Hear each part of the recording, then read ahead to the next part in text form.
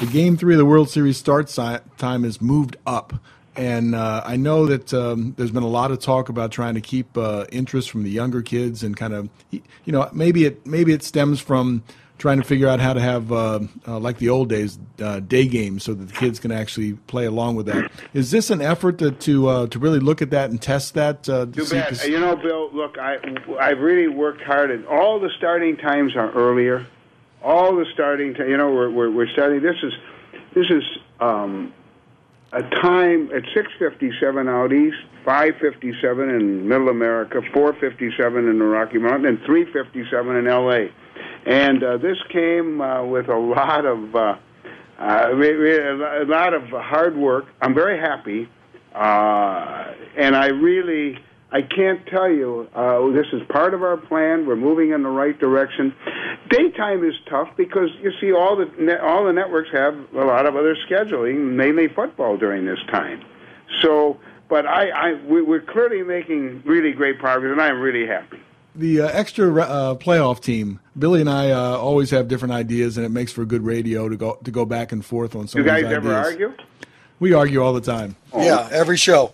But the thought of having another playoff team is something that both Billy and I do agree on. We think another playoff in. How would that work if you have another wild card coming into? Well, that's what we're trying to determine. I tell you, Cal, it's interesting.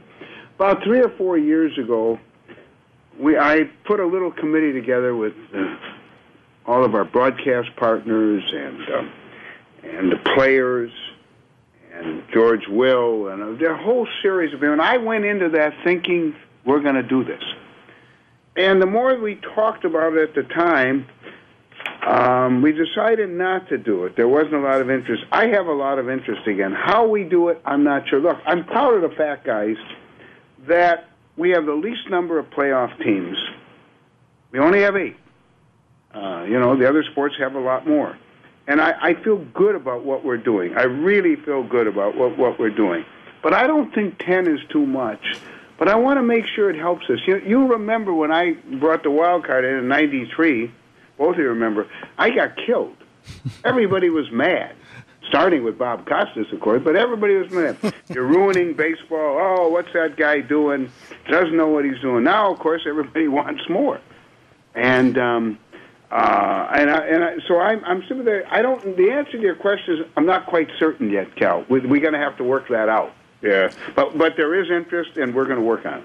Let's talk a little replay, since we all like to talk about controversial things from time to time. All right, that's good. The replay at first, I was a dead set against it, bringing it into the game. Then I saw the value of the home run balls, and now even some of the fair balls down the line that can be looked at. I know we don't have that yet, but actually seeing the Little League World Series and seeing them utilize the instant replay and the challenge in there started to make me think that it probably can work in the big leagues. Any thoughts on expanding your replay? I do. Look, guys, you both know this well from having played a lot. Look, I like some replay, and I've talked to, I think now, everybody in baseball about it. I want to do what's right. Baseball is a game of pace. You can't, we've been grumbling not about the time of the game, but the pace. If you open it up where everything is replayed, I'm not talking about balls and strikes, but other things, that's something that we have to consider seriously, but have great trepidation about doing it. So we're going to talk about it again during the off season. We're going to talk about it and opening up. I noticed my friend Jimmy Leland said the other day, well, he could go for unfair foul balls. That's it. And so you get fair or foul plus what we have. I must tell you something. In terms of the managers, general managers, and players that I've talked to, not much appetite for more replay.